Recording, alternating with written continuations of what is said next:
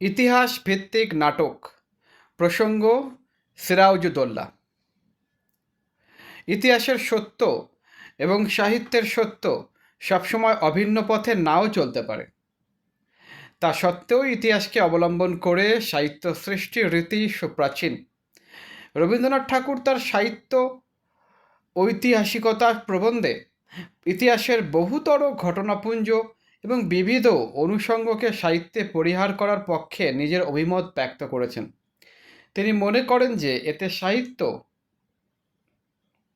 নিজের কর্তৃত্ব হারিয়ে ফেলে এবং ফলত সাহিত্যের যে শিল্পরস আহরণ তা ব্যাহত হয়। অর্থাৎ রবীন্দ্রনাথের মত ছিল ইতিহাসকে কেবল ঘটনাসূত্রের মধ্যে সীমিত রেখে তাকে রচয়িতার সৃষ্টিশীল কল্পনায় ডুবিয়ে শিল্পস্নাত করে তোলা। কেননা ইতিহাসের পুনর্লিখন সাহিত্যিকের উদ্দেশ্য নয়। তবে রবীন্দ্রনাথের এই মন্তব্য থেকে এরূপ কোনো সিদ্ধান্ত নেওয়ার সুযোগ নেই যে ইতিহাসের প্রতি সাহিত্যিকদের আনুগত্য প্রদর্শন অপ্রয়োজনীয়। মূল কথা এই যে ইতিহাসের মূল সত্যের প্রতি আস্থা রেখেই সাহিত্যিক ইতিহাস নির্ভর সাহিত্য রচনা করবেন। তবে ইতিহাসকে যান্ত্রিকভাবে অনুসরণের কোনো দায় লেখকের থাকবে না। বাংলা ইতিহাস ভিত্তিক নাটক রচনায় উল্লেখিত এই আদর্শ সর্বদা অনুসৃত হয়েছে, এমন দাবি যৌক্তিক হবে না। তবে ইতিহাসকে অবলম্বন করে নাটক রচনার প্রচেষ্টা যে শতাব্দী প্রাচীন তা অনস্বীকার্য। এসব নাটকে অধিকাংশ ক্ষেত্রে যে ইতিহাসের প্রসঙ্গ এসেছে তা রাজরাজরার ইতিহাস, কোনো সম্রাট কিংবা নবাব অথবা সেনাপতি তথা কোনো না কোনো সামন্ত বীর, এমনকি কখনো কখনো কোনো সামন্ত নারী এসব নাটকের কেন্দ্রীয় ভূমিকা অবতীর্ণ। অর্থাৎ এই ধরনের নাটকের কেন্দ্রীয় চরিত্র সর্বদাই সামন্ত শ্রেণীর প্রতিনিধি, যেখানে সামন্ত প্রভু তথা রাজার ইচ্ছাতেই প্রজার ইচ্ছা। কোনো প্রকার গণতান্ত্রিক অধিকার চেতনা এক্ষেত্রে মূল প্রেরণা নয়। আর সাধারণভাবে কেন্দ্রীয় চরিত্রকে মহিমান্বিত করার অর্থ হল প্রকারান্তরে সামন্ত ব্যবস্থাকেই অভিনন্দিত করা। কিন্তু সমগ্র ভারতবর্ষে যে সময় সামন্ত কাঠামো থেকে ক্রমশ বেরিয়ে আসতে শুরু করেছে, ঔপনিবেশিক শক্তির সঙ্গে লড়াই করে ক্রমশ একটি গণতান্ত্রিক সমাজ গঠনের পথে এগিয়ে চলেছে, তখন এই পেছনমুখী সামন্তপ্রীতি সমাজ পরিবর্তনের গতিধারার সঙ্গে সংঘর্ষপূর্ণ হয়ে ওঠার আশঙ্কা জাগায়। আবার এ কথাও সত্য যে দীর্ঘ ইংরেজ শাসনের ঘেরাটোপে থেকে নাট্যকাররা যখন কোনো উৎকৃষ্ট শিল্প সৃষ্টির উপযোগী চরিত্রের সন্ধান করেছেন, তখন তাদের সামনে এই সামন্ত বীরগণই আবির্ভূত হয়েছে। সমাজ গতির বিপরীত স্রোতে না হেঁটেও উল্লেখিত এসব অনুষঙ্গ নিয়ে নাটক রচনা করতে গিয়ে বাংলা সাহিত্যের মুখ্য নাট্যকাররা কখনো ইতিহাসকে প্রেক্ষাপট হিসেবে রেখে তাদের দৃষ্টি নিবদ্ধ করেছেন মানব মনস্তত্ত্ব, প্রেম, জীবন উপলব্ধি প্রভৃতির দিকে। আবার কখনো অভীষ্ট সামন্ত নায়কের ইতিহাস সত্যকে অক্ষুণ্ণ রেখে সব সমসাময়িক প্রেক্ষাপটে একটি দেশাত্মবোধক কাঠামোতে ওই চরিত্রটিকে পুনর্নির্মাণ করেছেন। এমনকি এই দুইয়ের সমন্বয় ঘটানো অসম্ভব নয়। প্রথম বর্ণিত কৌশলের উল্লেখযোগ্য দৃষ্টান্ত হিসেবে স্মরণ করা যার মাইকেল মধুসূদন দত্তের কৃষ্ণকুমারী কিংবা দ্বিজেন্দ্রলাল রায়ের শাহজাহান নাটকের কথা। দ্বিতীয় কৌশলের সবচেয়ে সমাদৃত দৃষ্টান্ত সিরাজউদ্দৌলা। বাংলার শেষ স্বাধীন নবাব যতই সামন্ত শ্রেণীর প্রতিনিধি হন না কেন, বাংলা নাট্যকারদের সৃষ্টিশীল প্রজ্ঞায় হয়ে উঠেছেন স্বাধীনতাকামী মানুষের চিরায়ত আইকন। এ প্রসঙ্গে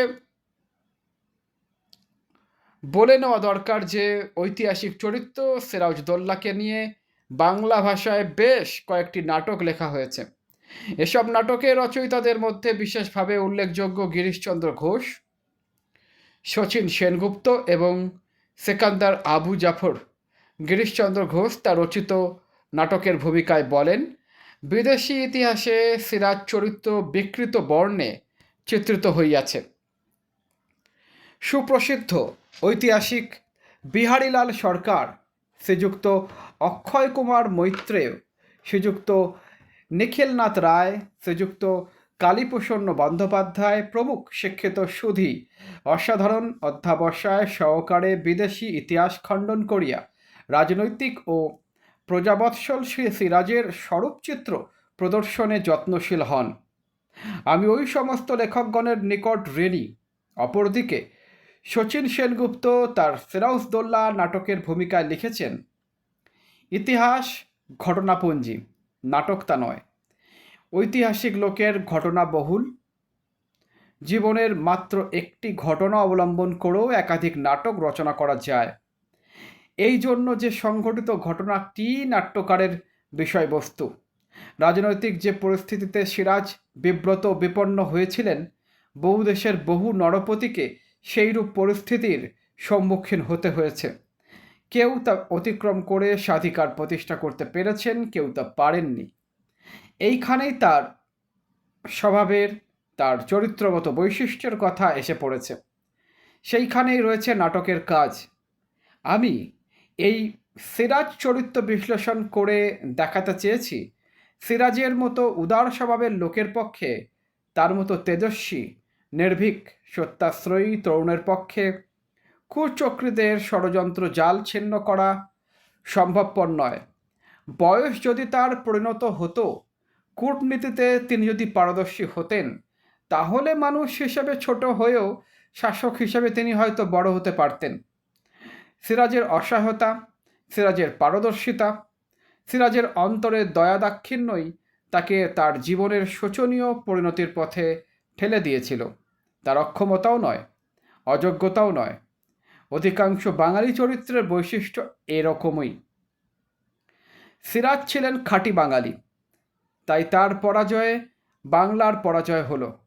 তার পতনের সঙ্গে সঙ্গে বাঙালিও হলো পতিত। উল্লিখিত দুই নাট্যকার থেকে সিকান্দার আবু জাফরের নাট্য সৃষ্টির উদ্দেশ্য ও প্রেক্ষাপট সম্পূর্ণ ভিন্ন। এ প্রসঙ্গে নাট্যকারের নিজের অভিমতটি স্মরণীয়। নূতন মূল্যবোধের তাগিদে ইতিহাসের বিভ্রান্তি এড়িয়ে ঐতিহ্য ও প্রেরণার উৎস হিসেবে সিরাজউদ্দৌলাকে আমি নূতন দৃষ্টিকোণ থেকে আবিষ্কারের চেষ্টা করেছি। একান্তভাবে প্রকৃত ইতিহাসের কাছাকাছি থেকে এবং প্রতি পদক্ষেপে ইতিহাসকে অনুসরণ করে আমি সিরাজউদ্দৌলার জীবননাট্য পুনর্নির্মাণ করেছি।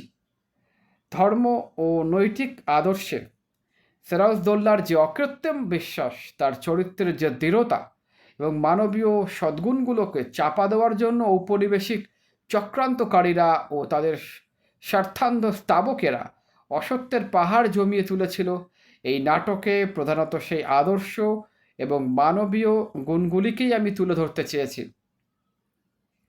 প্রকৃতপক্ষে সিকান্দার যে সময়ে নাটক লিখছেন, সে সময়ে পূর্ব বাংলার মানুষ পাকিস্তানি শোষকদের বিরুদ্ধে ক্রমশ সোচ্চার ও স্বাধীনতাকামী হয়ে উঠেছে। ফলে তার নাটকের সিরাজ জনমানুষের মুক্তির কণ্ঠস্বরকে ধারণ করে আছে।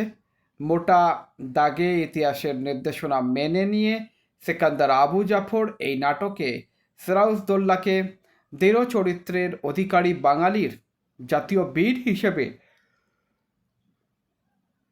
প্রতিষ্ঠা করতে চেয়েছেন। নাট্যরূপ দেওয়া ছাড়াও সিরাজউদ্দৌলার এই মর্মান্তিক ঐতিহাসিক কাহিনী নিয়ে 60-এর দশকে ঢাকায় চলচ্চিত্র নির্মিত হয়েছে।